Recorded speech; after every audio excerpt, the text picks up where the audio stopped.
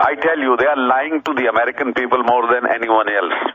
And if they have a change of heart, we will find ways and means when they can pull out safely. They will not be followed. Now, the speech that President Obama made on 8th of May 2009 in Cairo, addressing the Al-Azhar University, I think that was remarkable, because in this he had said, if there is no chance of attack or there is no threat of attack from that region to America, then in that case we are prepared to pull out every single troop from that region. And I at that time also on some of the TV channels, I said that this is a legitimate demand. Okay, we accept this, that there should be no attack on America from this area. General, stay there. No harm has ever been found in the past also. And that automatically means that the responsibility will be on the new government, which will be installed in Afghanistan, to make sure that there is no threat to American interest. General, I'm sorry to interrupt you. We've got to go to break. Come back and repeat that thought and finish it up. We'll be right back with General Hamid Gul.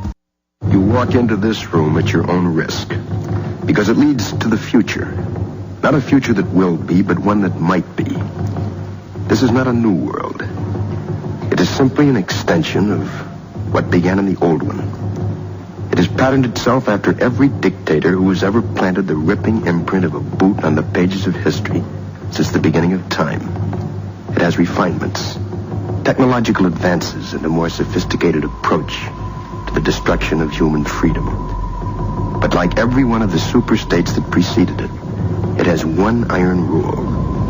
Logic is an enemy and truth is a menace.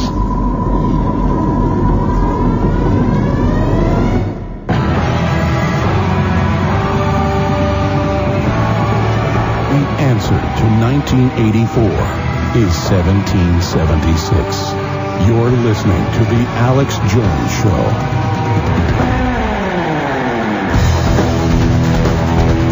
Well, we've been talking to Lieutenant General Hamid Gul about a host of really important issues, and he's joining us from Pakistan. Last time we had him on, the regular phone number was being blocked, and we were having trouble getting through on the other line, and it looks like we may be having some phone troubles now. We may try to reconnect with him in a moment. General, do we have you? Now, again, I have researched all of this information in depth, and we've had the former CIA commander for the entire Afghan war on, who wrote the book Jawbreaker, and he admitted that they would pick up 12, 13, 14, 15-year-old kids and would send them to Guantanamo Bay as terrorists, knowing they were totally innocent, just to create this illusion. It's a manufactured war as a pretext to feed our troops into a meat grinder as a giant laboratory of control. And that's the bottom line of what's been going on here. Going back to General Hamid Gul, General, I have looked at all of the information concerned here, and clearly the Pentagon plan is to expand the war into Pakistan. They now admit that U.S. forces and contractors are there illegally. Congress had been lied to about this. Where is all this leading, and what are the Western forces doing in Pakistan?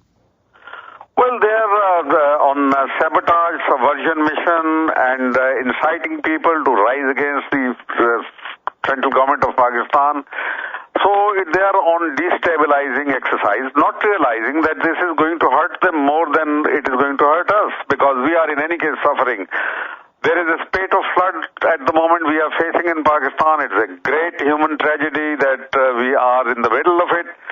And on top of it, our friends America and their allies, some of their allies, and India, they are in collusion to bash Pakistan and to really unravel it from inside.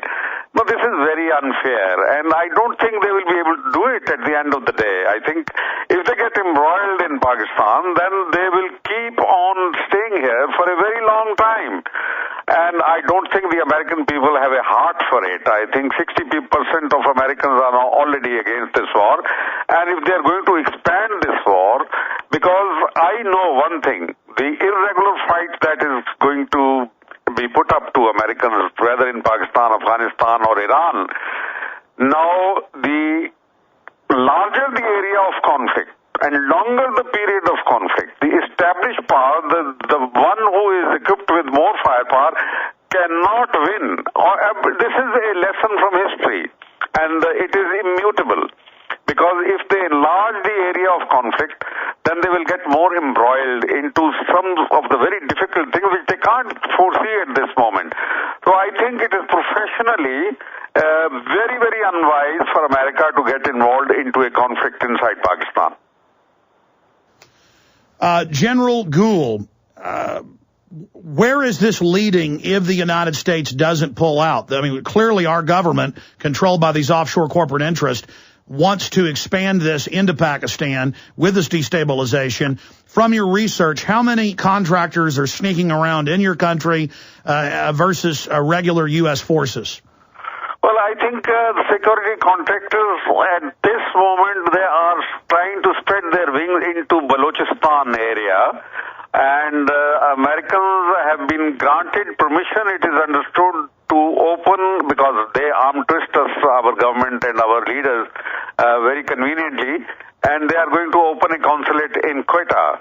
And I think it will have two purposes. One, to continue to fan the ongoing insurgency, which is artificially being sponsored in Balochistan, which is largest of our provinces, because of its very huge size and because of its borders with Makaran coast. The coastal line mostly is covered by this province, and it's a long border with Iran. It is about 900 kilometers long border that we share with Iran. So it has twin purpose: A, to destabilize Pakistan, and B, to get inside Iran and try to destabilize them, because those areas are Sunni populated and they are definitely trying to create a problem for Iran from that point. So really, at this moment, I would put the figure of the security contractors to less than 5,000. I don't think they are more than this number. And they're trying to expand, because very recently 650 visas were issued to American servicemen, and they come in CVs. This is very unfortunate that servicemen traditionally should be used in uniform, but when you start using them in civilian clothes, this is not their job. A soldier is brought and bred, and he is taught, his training is to fight cleanly on the battlefield. So they're trying to turn them into the work of undercover agents. Exactly, they're trying to turn them into covert spies, so they can't be differentiated between them, regular troops, and the different contractors. Speaking of Iran, General Gul, we continue to hear over and over again that Iran is funding insurgency in Pakistan and Afghanistan, and many analysts, even here in the West, even many people in the CIA, say that that's asinine, that's a lie. What's the truth there? Oh, it's an utter lie. Believe you me, Iran is not doing anything of this nature, but they would have us believe that Iran is our enemy. They are not our enemies. There has been no hostility between Iran and Pakistan. That border is quiet. There is absolutely peaceful movement of goods and people on that border. So this is an utter lie. It's only to malign Iran. But I tell you, Israel is hell-bent to draw America into a wider war by attacking Iran. If they go in for unilaterally to attack some target, even drop a few bombs here and there, I think it will flare up a conflict that they will not be able to control. And America is likely to get sucked into this war, and this may turn out to be the Third World War. It will be a disaster of the first order. I think it must be avoided at all cost. Well, General Gul, it's not just you, a formidable intelligence and military expert who's worked at every level from ground commander up to major general right through here. But dealing with this, the word that I get from Ray McGovern, high-level CIA analyst, retired, and others, is that they're looking at green-lighting it this month. They may attack, Israel may attack in the next 15 days or even sooner. We are on the edge of what most even Western analysts say, and the Russians agree, could lead to World War III. Yes, I agree with you. I said that independently. I didn't have this information that you have, but all the same, I think my calculation as a strategist and as an intelligence expert is that this would be a disaster. I don't think that Russia can be kept back, or China for that matter. I don't know which all other countries will get sucked into this imbroglio, and this will be an inferno that will consume